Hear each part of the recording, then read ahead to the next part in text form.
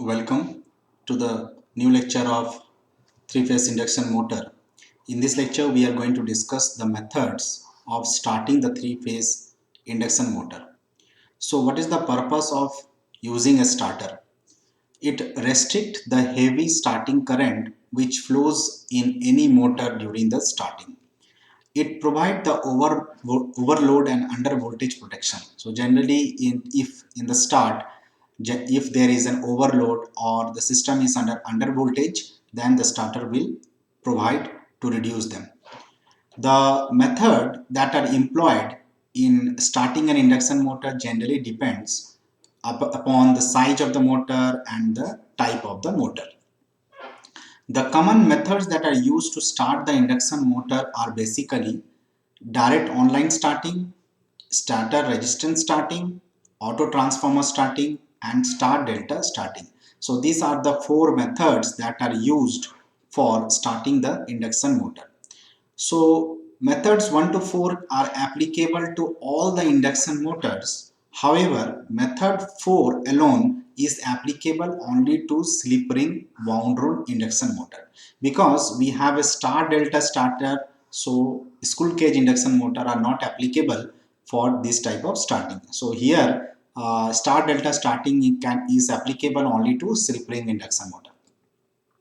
In practice, any one of the four methods is used for starting the squirrel cage motor depending upon the size of the motor. So what is the size of the motor?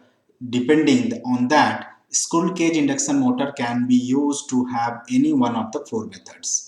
But slip ring motors are invariably started by rotor resistance starting. So we know that in slip ring induction motor external resistance can be added. So it are started by having the rotor resistance starting. Except the direct online starting, other three methods of starting the squirrel cage induction motor employ reduced voltage across motor terminal at the starting. So if you leave the dual starter, other type of starting will require the motor to start with reduced voltage. So all methods of starting the squirrel cage control depends on the applied voltage across the starter. So what is the voltage that we are applying across the stator? That depends on the starting of the squirrel cage induction motor.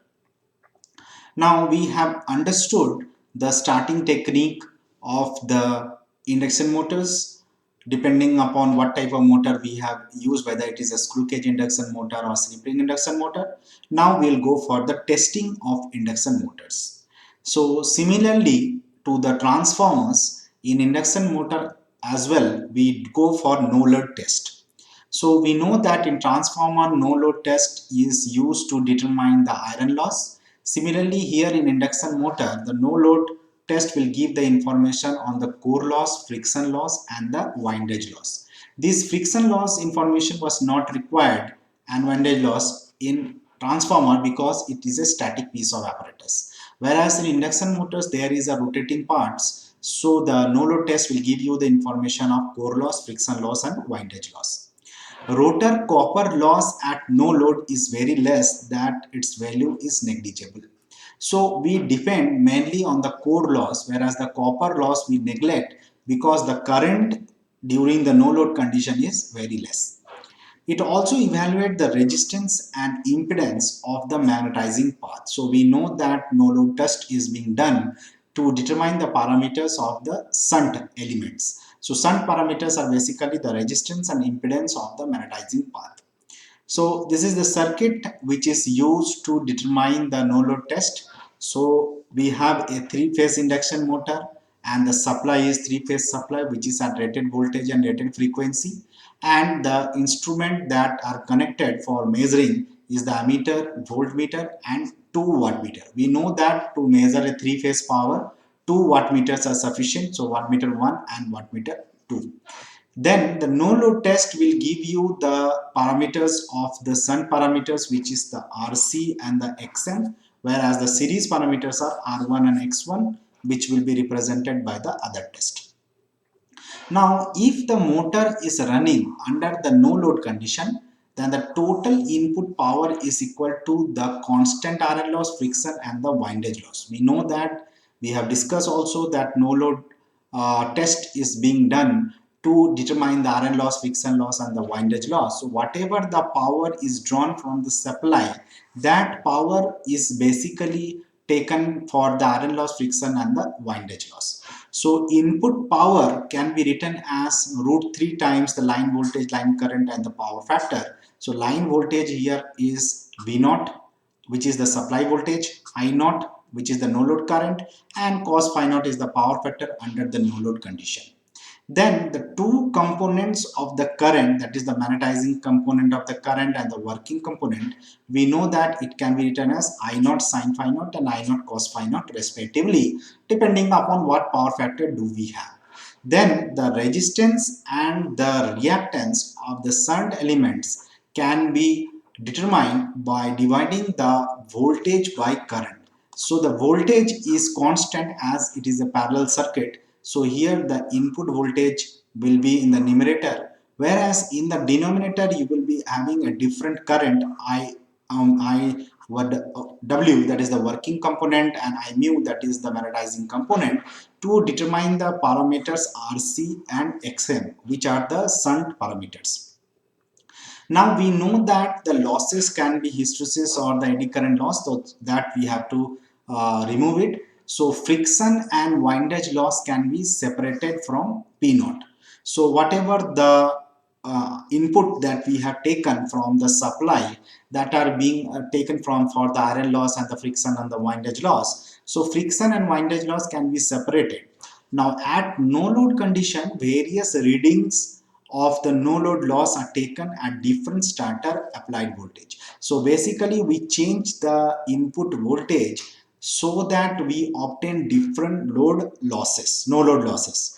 The readings are taken from rated to the breakdown value at rated frequency. So keeping the frequency constant, that is at rated frequency, changing the apply voltage, we take the reading from rated to breakdown value. Breakdown means the maximum value.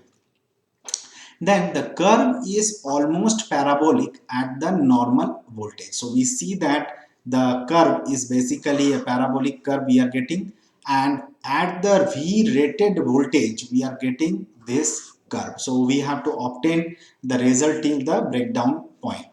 So as the iron losses are almost proportional to the square of the flux density and therefore the applied voltage. We know that iron loss will depend upon the voltage because it is depend on the flux density.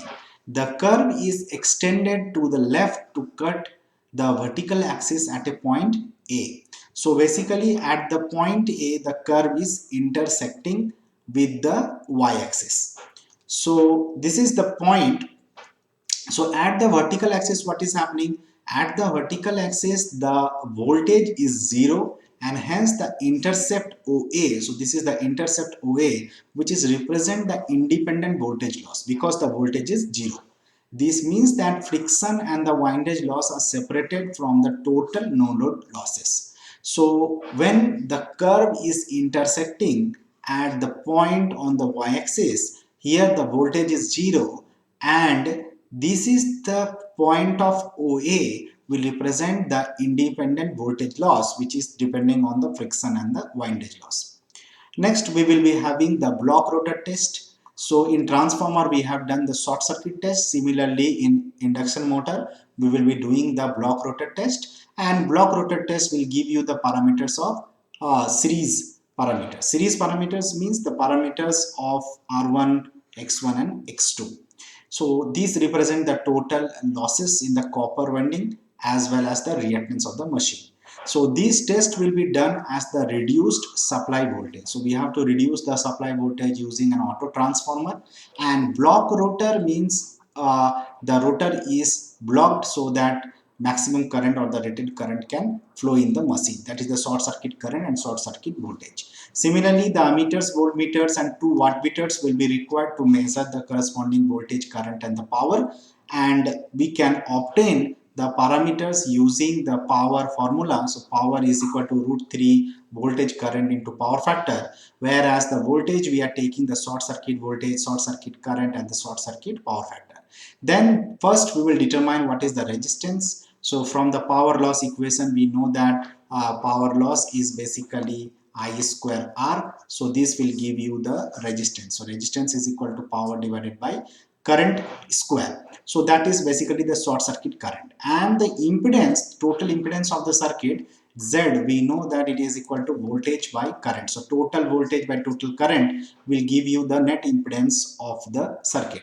So we can compute the reactance then, which is reactance is basically under root of Z square minus the resistance square. So resistance we have calculated, impedance we have calculated, then we can obtain the value of the reactance. So these tests should be performed at the reduced frequency as well as. So block rotor test in addition with the reduced voltage, we have to perform at the reduced frequency.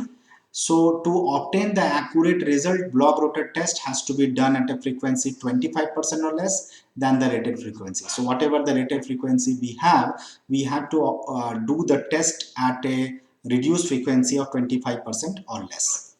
The leakage reactance at the rated frequency are obtained by considering that the reactance is proportional to the frequency. So we know that XL is equal to omega L and omega is equal to 2 pi F. So the reactance is basically proportional to the frequency. So this will give you the leakage reactance of the induction motor, which is the series parameters. Then some suitable tests are done on the stator winding to find the value of the resistance R1. Then R2, that is the rotor resistance R2, is basically the total resistance. So this is the total resistance which is coming from the block rotor test minus the resistance of the stator winding. So that will give you the value of the rotor resistance R2.